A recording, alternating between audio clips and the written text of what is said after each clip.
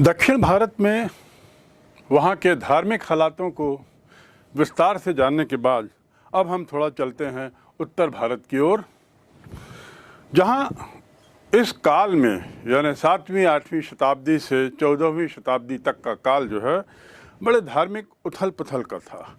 काफ़ी उठापटक चल रही थी, नए नए विचार आ रहे थे, नए नए संप्रदाय जन्म ले रहे थे और विष्णु और शिव आराध्य देव थे। मंदिर पूजा दिनों दिन बढ़ती जा रही थी क्योंकि राज सहयोग इन लोगों को मिला हुआ था और ये लोग सतत रूप से मंदिर निर्माण कर रहे थे। दुर्भाग्य से इस काल में हम ऐसा कोई ग्रंथ नहीं देखते जिसकी रचना इस काल में हुई हो और जिसकी तुलना दक्षिण के नायनार संतों और अलवर संतों के द्वारा रचित ग्रंथों से की जा सकी। ये इस काल की एक दुर्भाग्य की बात है। राजपूत राजा थे अधिकतर क्षेत्रों में और जैसा पूर्व में बताया गया ये लोग ब्राह्मणों के साथ मिले जुले थे, यानी सतत रूप से इनका प्रयास था कि ब्राह्मण अपना वह स्थान बनाए रखें जो वैदिक परंपरा के अनुसार है। ये जो ब्राह्मण उनके लिए जो महत्वपूर्ण थे, इनकी प्रभु सत्ता को कोई चुनौती देने के लिए तैयार नहीं था। जाने इस काल में भी उनका दबदबा बहुत बना हुआ था ब्राह्मणों का। परिणाम क्या हुआ कि जो थोड़ी आवाज़ें उठने लगी इनके सत्ता के विरुद्ध, जो थोड़ा विरोध शुरू हुआ, उस कारण नाथ, जोगी और साथ ही सिद्ध जैसे धार्मिक नेताओं का प्रादुर्भाव हुआ और इनका प्रभाव बढ़ने लगा। नाथ, जोगी और सिद्ध, इनके बढ़ते हुए प्रभाव के कारण जो रूढ़िवादी ब्राह्मणवाद था उसको एक तरीके से चोट पहुंचने लगी। इन्होंने एक तरीके से उनकी सत्ता पर, उनके प्रभुत्व पर, उनके वर्चस्व पर सवाल उठाने शुरू कर दिए, उंगली उठानी शुरू कर दी। ये जो नाथ, सिद्ध और जोगी जैसे धार्मिक नेता थे, ये ब्राह्मणी परंपरा से बाहर थे और ब्राह्मणी परंपरा से बाहर होने का अर्थ ये है कि ये लोग उस निम्न तबके के थे जिन्हें एक तरीके से अस्पृश्यता या निम्न जाति का कहा जाता था, शहरों के बाहर जिनको रहना होता था। और देखा गया कि इसमें से बहुत से लोग शिल्पकार, जुलाहा आदि थे। ये शिल्पकार जो थे, इनके द्वारा बनाए गए कपड़े, दस्तकारी के सामान, इसका उत्पादन दिन ब दिन बढ़ रहा था और उसका कारण था कि मध्य एशिया और उत्तर भारत के उस रास्तों में, जिसको हम सिल्क रूट आदि कहते हैं, वहाँ इनकी मांग बहुत बड़ी थी। तो बढ़ते उत्पादन के साथ इनका जो विकास होता गया, उसी के साथ जो इनके पास धन आता गया, उसने भी इन गैर ब्राह्मणिक परंपराओं को जन्म दिया और इनका विस्तार किया, इसमें मदद की। दस्तकारी उत्पादन का जो विकास स्वरूप था वो दक्षिण एशिया और नगरों में विशेष रूप से था। तो नगरों में विशेष रूप से होने के कारण और इनके दबदबे के कारण, बढ़ते दबदबे के कारण बहुत से कुछ राजनीतिक परिवर्तन भी होने लगे। कुछ राजनीतिक परिवर्तन, तो इससे तात्पर्य है राजपूतों का पतन यहीं से प्रारंभ हुआ और जैसे जैसे राजपूत की स्थिति की दशा गिरती गई, निश्चित रूप से उनके द्वारा जो लोग संबल पाए हुए थे यानी ब्राह्मण, उनकी स्थिति में भी गिरावट आने लगी। ये वह काल है जब दिल्ली सल्तनत स्थापित हुआ और एक युग प्रवर्तक घटना के रूप में दिल्ली सल्तनत की स्थापना को गिना जाता है। 1206 में दिल्ली सल्तनत की स्थापना हुई। इसमें ब्राह्मण प्रभाव जो गिरा, उसके साथ सांस्कृतिक प्रभाव, उनका धार्मिक प्रभाव भी कम होते गया और यही उथल पुथल, धार्मिक उथल पुथल कहलाती है। इस काल में कुछ अन्य बातें और हुई। उदाहरण के लिए ये वह काल था जब पहली बार देखा गया कि शासक वर्ग का जो धर्म था वो शासित वर्ग के धर्म से कुछ अलग था। अन्यथा अभी तक ऐसा था कि शासक शासित सभी एक ही धर्म के पालक थे, परिपालक थे, पोषक थे, आदि आदि। लेकिन यहाँ पहली बार ये बात हुई, शासक वर्ग का धर्म अलग, शासित का अलग, और इसका निश्चित रूप से तत्कालीन धार्मिक समाज में, तत्कालीन सामाजिक वातावरण में, तत्कालीन राजनीतिक माहौल में भी इसका बहुत असर पड़ा होगा। अगली जो बात इस संबंध में है इस काल की, वे है दुशाले के नए ताने बाने, अर्थात किस तरीके से नए इक्वेशंस, नए सूत्र का सूत्रपात होने लगा, नई नई चीज़ें सामने आने लगी। उपमहाद्वीप के जो क्षेत्र थे, विभिन्न क्षेत्र, ये एक दूसरे से जुड़े थे। स्वाभाविक है कि उपमहाद्वीप भी अन्य क्षेत्रों से जुड़ा रहा होगा, और ये इसी संबंध का परिणाम था कि भारत के पश्चिम में जो अरब क्षेत्र है, मध्य एशिया का क्षेत्र है, वहाँ से जो उसका संपर्क बना हुआ था, वह संपर्क अब अपना प्रभाव, अपना रंग दिखाने लगा। इस दौरान 100 ईस्वी के बाद से अरब लोग सतत रूप से आते रहे, लेकिन 7वीं सदी आते आते इनके यहाँ के संसार का हिस्सा बन गए, यहीं का हिस्सा बन गए। यद्यपि वे इस्लामिक रहे, लेकिन फिर भी यहीं आकर बस गए, पश्चिम में ही, यहीं उत्तर पश्चिम में ही बस गए भारत के। जैसा मैंने बताया कि शासक और शासितों का धर्म अलग अलग था, जिसके अपने परिणाम हुए, और उसी का असर था कि ब्राह्मणवाद की परंपरा को चोट पहुंची, और वह धीरे धीरे वैदिक धारणाएं, वैदिक परंपराओं में धीरे धीरे ढिलाई आने लगी, गिरावट होने लगी। ये जो अरब लोग आए थे, ये मूलतः भारत व्यापार के उद्देश्य से आए थे। दक्षिण पश्चिम तटीय क्षेत्र में भारत के, वहाँ पर उन्होंने व्यापार शुरू किया था। लेकिन व्यापार के साथ साथ धीरे धीरे इन्होंने अपना प्रभाव अन्य क्षेत्रों में भी दिखाना शुरू किया, और वहाँ के जो मध्य एशिया के जो खलीका लोग थे, उनके प्रभाव से इन्होंने अपना जो उद्देश्य था वह यहाँ बदला। ये खलीका अपने साम्राज्य विस्तार के लिए पूर्व की ओर बढ़ रहे थे, और वहाँ पर उन्होंने सिंध पर आक्रमण भी किए। 711 ईस्वी में मोहम्मद बिन कासिम का सिंध पर हमला हुआ, और यह मध्यकाल के इतिहास की एक अत्यंत महत्वपूर्ण घटना है। 711 ईस्वी, और यह हमला अरब की तरफ से हुआ था, और सिंध पर मात्र आक्रमण ही नहीं हुआ, बल्कि उसे खलीका के एम्पायर का, उसके साम्राज्य का एक हिस्सा बना दिया गया। और इस साम्राज्य के हिस्सा बनने के साथ उत्तर पश्चिम भारत का इतिहास बदलता नजर आया, इस्लामिक परंपरा बढ़ती नजर आई। जब शहाबुद्दीन गौरी का हमला होता है 12वीं सदी के पास, शहाबुद्दीन गौरी, तो तुर्क लोगों के आक्रमणों की श्रृंखला शुरू होती है, और 1206 में, जैसा मैंने बताया, सल्तनत की स्थापना हो जाती है, जो स्वयं में एक युग प्रवर्तक इतिहास का हिस्सा बन गया। सल्तनत की स्थापना के साथ राजपूतों का, ब्राह्मणवाद का लगभग पतन होता है, और अन्य धार्मिक परंपराएं बढ़ने लगती हैं।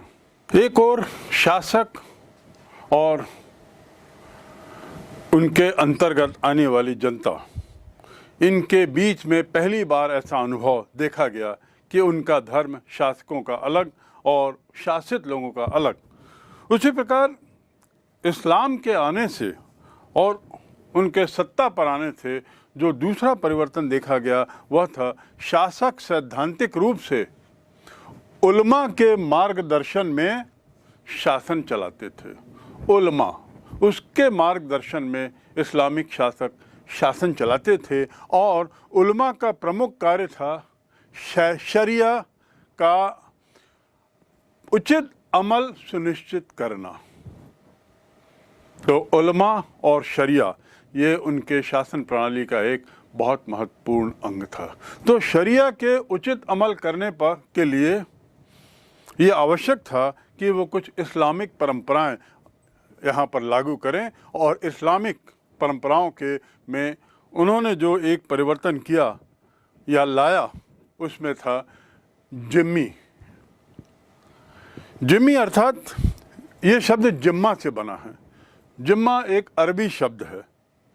ये उन लोगों के लिए कहा जाता था जो लोग अन्य धर्म से, जिसमें प्रारंभ में ईसाई धर्म, पारसी धर्म और ऐसे अन्य जो धर्म थे, इसके लोग यदि इस्लाम के सदस्य बनते हैं, इस्लामिक परंपरा को अपनाते हैं और उसके साथ ही वे जजिया देते हैं, तो उन्हें मुस्लिम संरक्षण मिलेगा।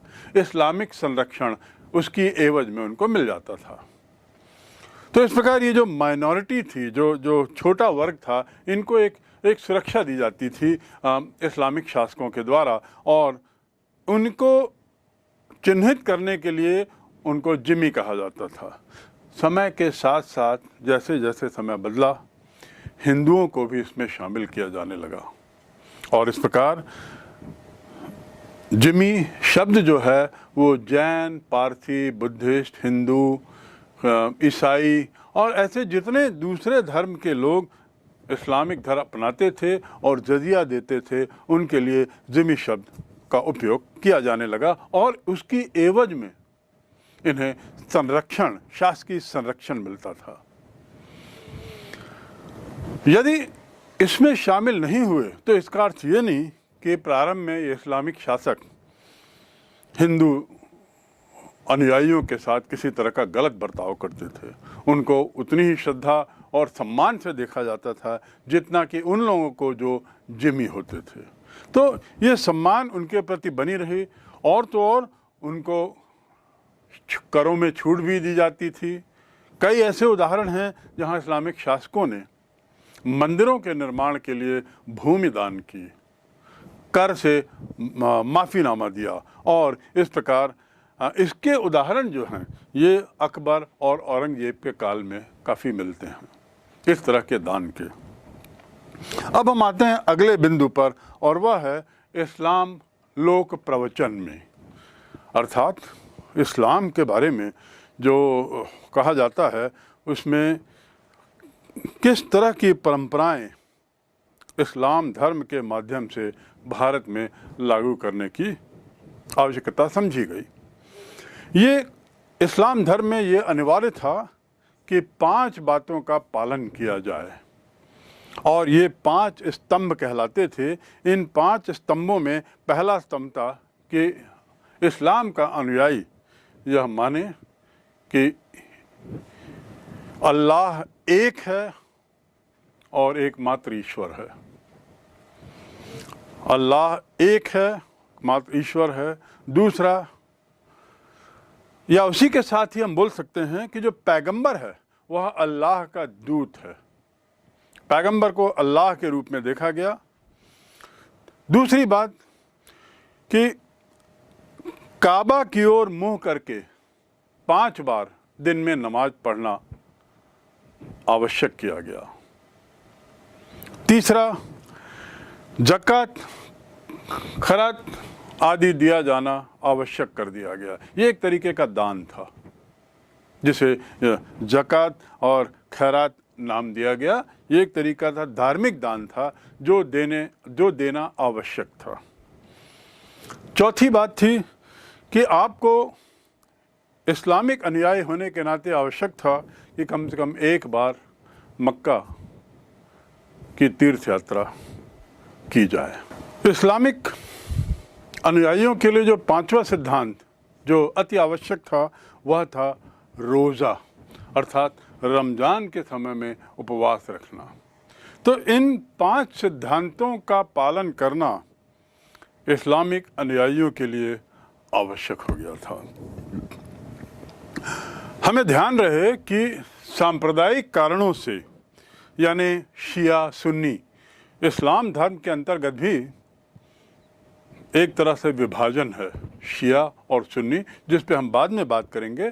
पर अभी जान लें कि इन सांप्रदायिक कारणों से और उसके साथ ही साथ स्थानीय कारणों से बहुत सी भिन्नताएं देखी गईं, उनके इस्लाम में ही भिन्नताएं हुई। पूर्व में ये स्पष्ट किया गया कि इस्लाम शासकों का धर्म होते हुए भी उसमें जिमी जैसी व्यवस्था होने के बाद भी जो लोग उसके अनुयायी नहीं थे उनके साथ भी सरलता से, सम्मान के साथ पेश आया गया। और इस नरमी का ही परिणाम था कि इस्लाम धर्म का प्रभाव जो बढ़ता गया, उसके क्षेत्र का दायरा जैसे जैसे बढ़ता गया, वैसी वैसी स्थानीय परंपराओं ने भी इस्लामिक विचारों को प्रभावित किया, इस्लामिक स्थापत्य कला को प्रभावित किया, इस्लाम धर्म को भी उसने प्रभावित किया। उदाहरण के लिए जैसे लोकाचारों का प्रभाव बड़ा दृष्टिगोचर होता है, और इसमें हम देखें कि खोजा समुदाय, जो उनका एक समुदाय है, खोजा समुदाय, ये कुरान के विचारों की जो अभिव्यक्ति, कुरान जो उनका धार्मिक ग्रंथ है, इस कुरान के विचारों की अभिव्यक्ति वह देशी गायन के तरीके से करता थे।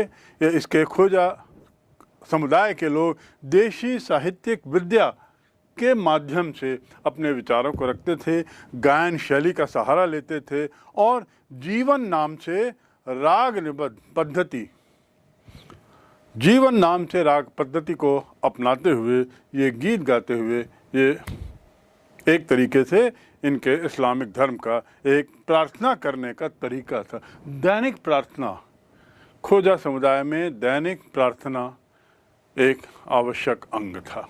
ये आखिर क्यों हुआ?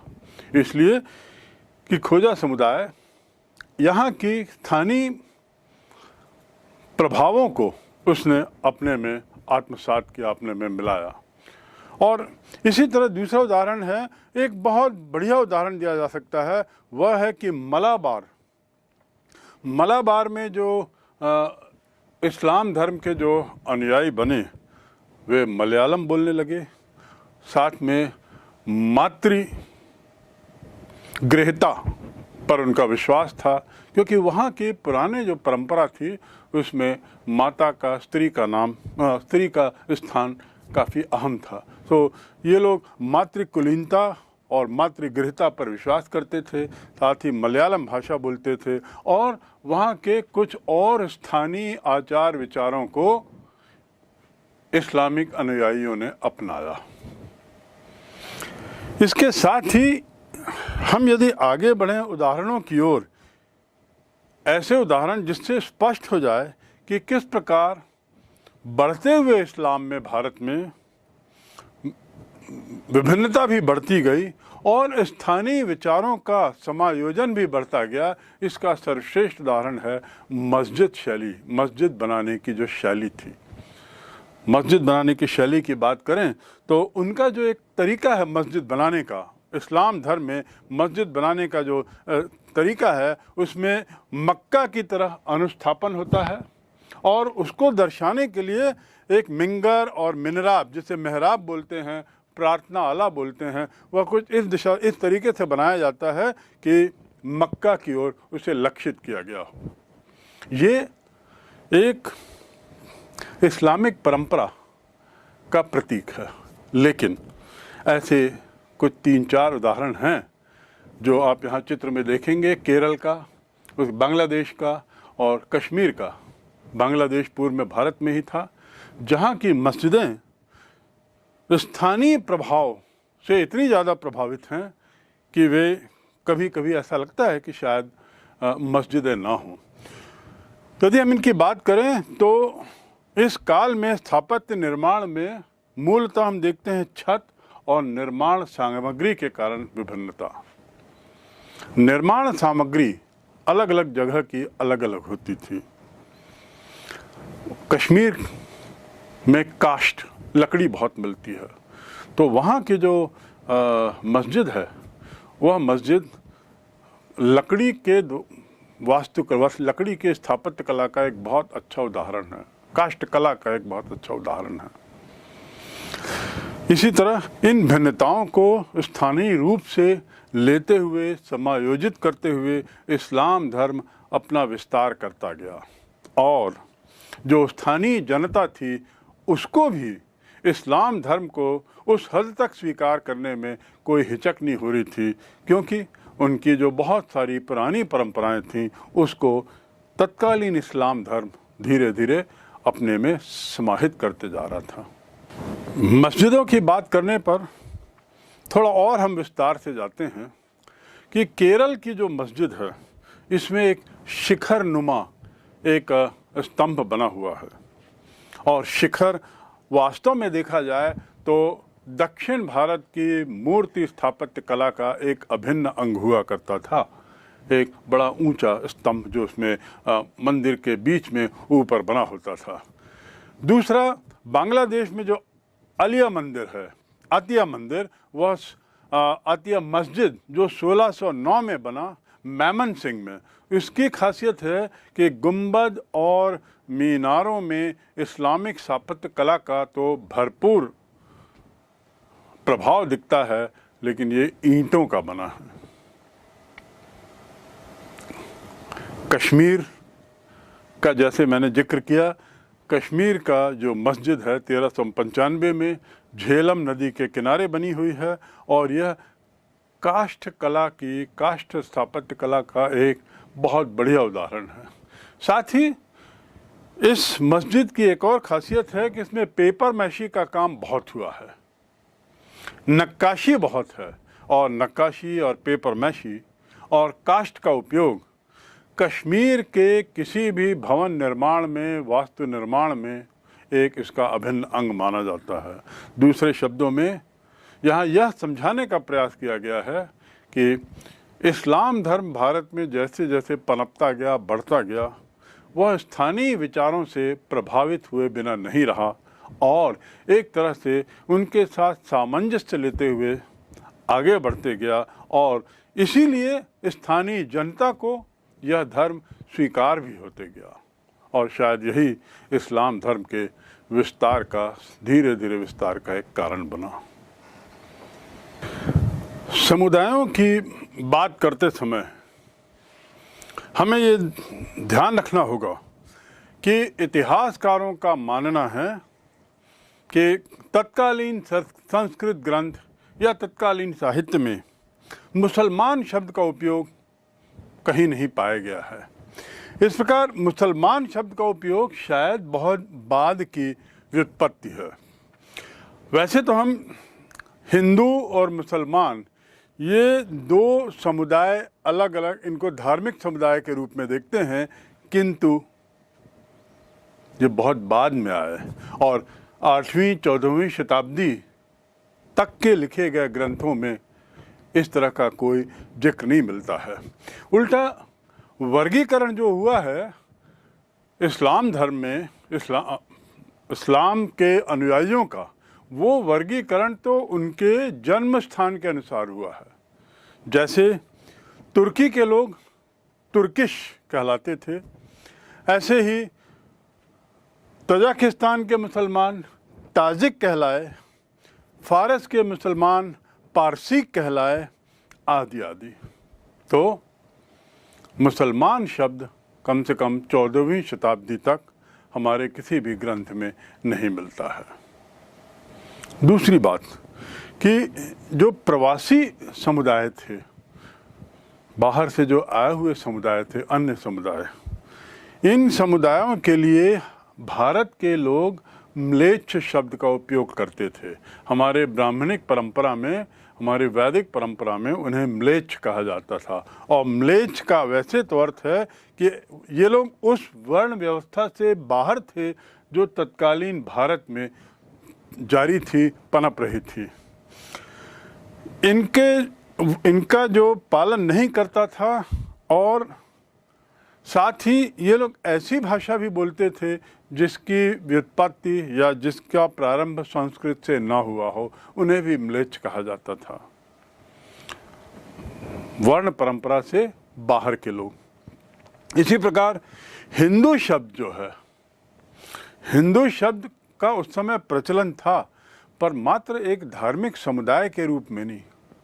हिंदू शब्द का कई अन्य तरीकों से भी उपयोग होता था। यह उन तत्कालीन समाज में ऐसा प्रचलन था जो विभिन्न ग्रंथों से, संस्कृत के विभिन्न साहित्यिक पुस्तकों से स्पष्ट होता है।